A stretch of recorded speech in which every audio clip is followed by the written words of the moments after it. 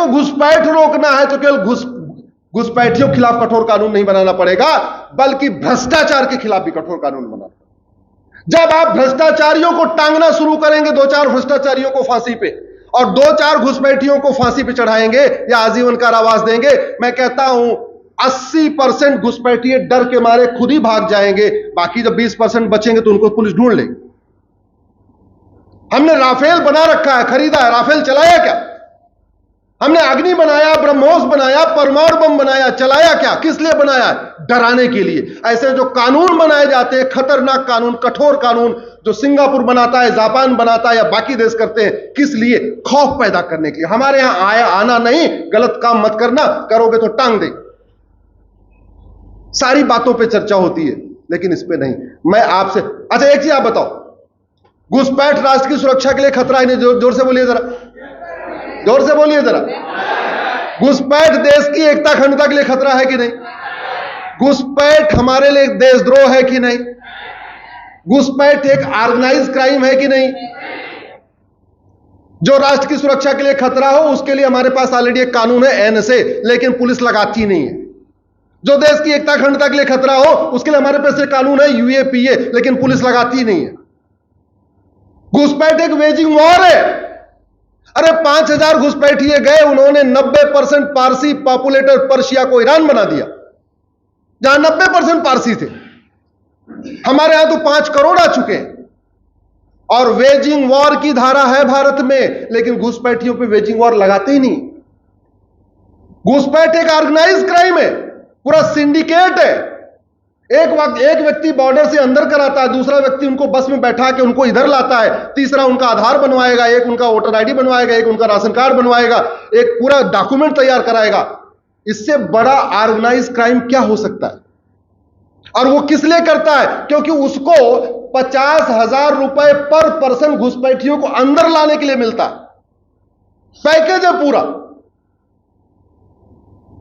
भाई ड्राइवर की नौकरी करेगा तो दीदी वो 20,000 रुपए महीने कमाएगा।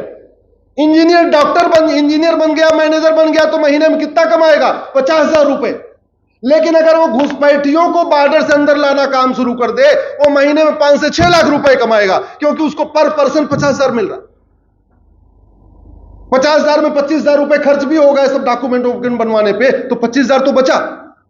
अगर उसने महीने में ज्यादा नहीं 20-30 घुसपैठियों को अंदर करा के सेटल कर दिया, गुजरात में सेटल कर दिया, कश्मीर में कर दिया, जंगलों में कर दिया, हिमाचल प्रदेश में कर दिया, उत्तराखंड में कर दिया, उसका 4-5 लाख रुपए काम हो गए।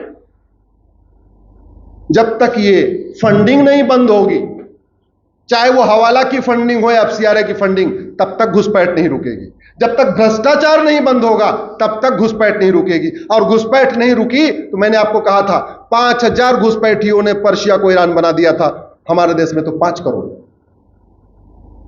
हम घुसपैठियों को खिलाफ, जिस दिन घुसपैठियों और उनके मददगारों के खिलाफ एनएसए लगाना शुरू कर देंगे, यूएपीए लगाना शुरू कर देंगे, वेजिंग वॉर की धारा लगाना शुरू कर देंगे, देशद्रोह की धारा लगाना शुरू कर देंगे, गैंगस्टर एक्ट लगाना शुरू कर देंगे, उस दिन घुसपैठियों पे आना कम से कम बंद हो जाएगा और धीरे धीरे भागना भी शुरू हो जाएगा।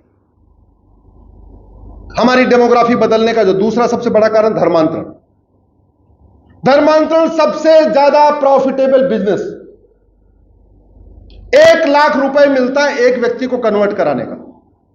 फंडिंग कैसे? या तो एफसीआरए के जरिए या तो हवाला के जरिए। और फंडिंग भारत के अंदर जनरेट हो रही है कैसे? ड्रग स्मगलिंग के जरिए।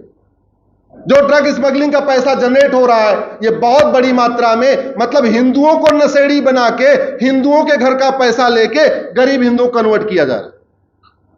अमीर घर के बच्चों को नशेड़ी बनाया जा रहा है, उनके घर से पैसा लिया जा रहा है और गरीब हिंदुओं को कन्वर्ट किया जा रहा है।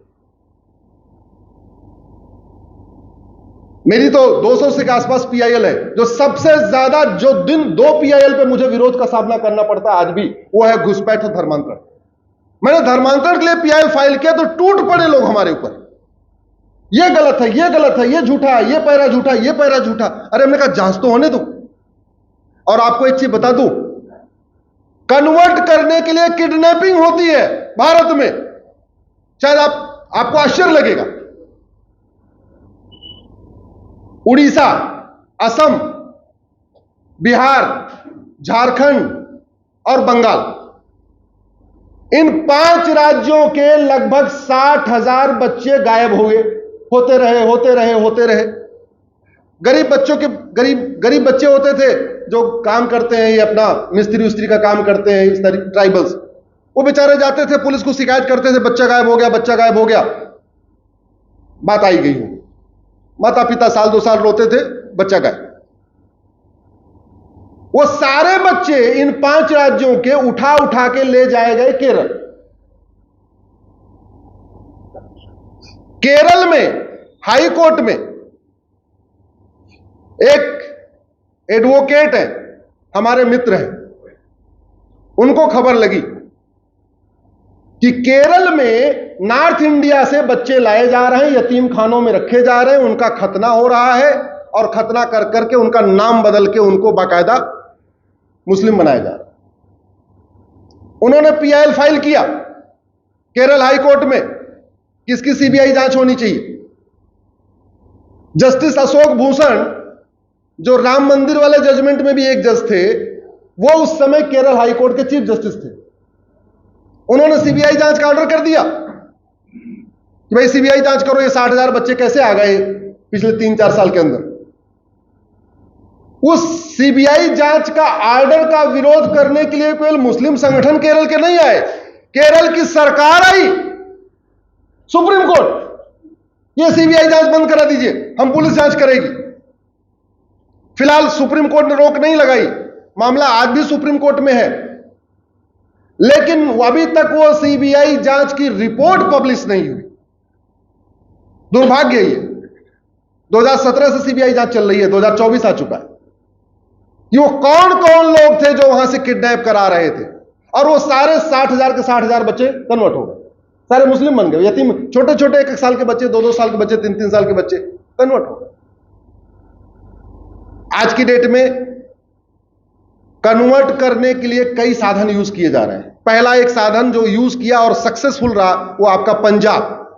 पहले नशेड़ी बनाया और नशेड़ी बना के उनको फ्री में नशा बांटा। जब वो हमारे यंग जनरेशन या जो वहां के गांव के लोग एडिक्ट हो गए, ड्रग एडिक्ट हो गए, फिर उनको बोला भैया अब तुम्हें फ्री वाला नहीं मिलेगा, अब अगर फ्री में चाहिए तो क्या करना पड़ेगा, कन्वर्ट होना पड़ेगा। पंजाब में ड्रग स्मगलिंग के जरिए ड्रग नशेड़ी बना बना के कन्वर्ट किया गया। दूसरा एग्जाम्पल आपको दिया, 5 राज्यों से किडनैप कर करके कन्वर्ट किया जा रहा है। तीसरा, हमारे ही हिंदू कन्वर्ट करा रहे हैं। क्यों करा रहे हैं? ड्राइवर की नौकरी करेंगे तो 20,000 मिलेगा, इंजीनियर बन जाएंगे तो 50-60 हजार कमाएंगे, और कन्वर्ट कराने वाला काम करेंगे तो 1 लाख रुपए एक व्यक्ति पे मिलेगा। महीने में 5 लोगों को तो कन्वर्ट करा ही सकते हैं।